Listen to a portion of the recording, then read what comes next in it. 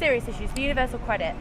I just think it's appalling that it's been lowered and hasn't been extended. I just cannot see any reason why, apart from I know we've got to balance the books, but surely there must be some way to give people that £20 more a month in the grand scheme of things at the moment when everyone's desperate.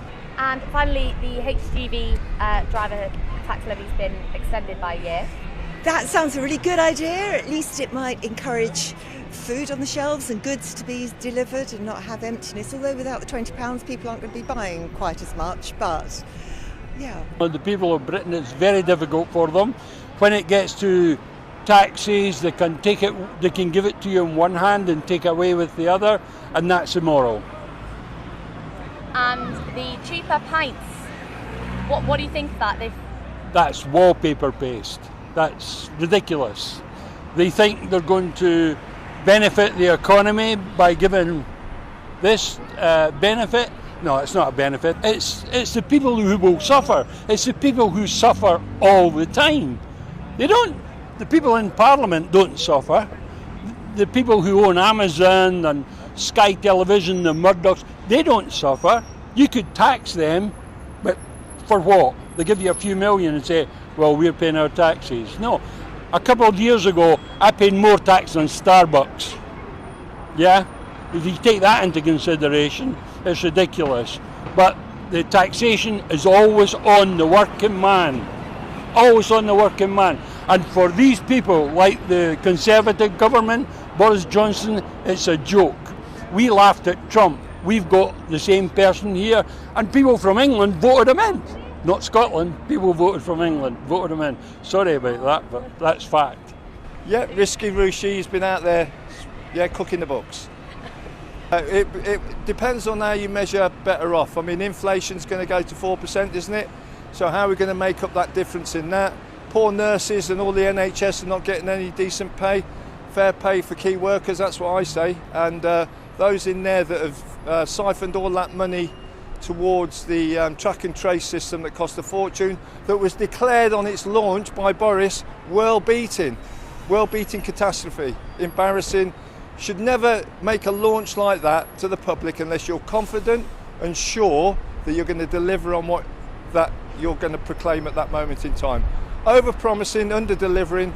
We're in crisis. Everybody, the common person, knows we're in crisis. At my age, I can compare how things have gone over time. Trust me, I've never been more concerned for our well-being, because not only that, we're not even united when we should be. Well, I mean, of all the times that they're taking away lifelines to people, it's a major difference to those people who are looking forward to the end of a week, a month, or whatever, to have to go through a week of not knowing how they're going to feed themselves, embarrassingly having to go to food banks, which in the 30s were called soup kitchens. They've just upgraded them to food banks, and at the end of the day, it's a desperate times really for these people.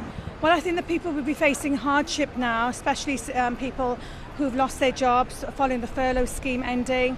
So they will be feeling challenging times ahead, especially with the fuel crisis, prices of fuel going up, cost of living going up. It's been stated by the Bank of England and Office for National Statistics that the inflation rates will be going up substantially. Consumer price index is going up as well. So this can have impact and ramifications across society as a whole. So I think the government needs to introduce more measures to support these people back into employment, or come up with some other solution to support them to top up the universal credit, because there's going to be a gap now and a shortfall, and the public will find it very difficult, and it's going to affect their purse strings and at the end of their daily living costs as well. People will find it very difficult now with national insurance going up, that even a slight percentage increase is going to be a major challenge to them and affect their daily lives. And finally, what do you think about 3p being knocked off pints? Do you think that's a bit of a soft power play, or do you think that will have any real bearing on the economy?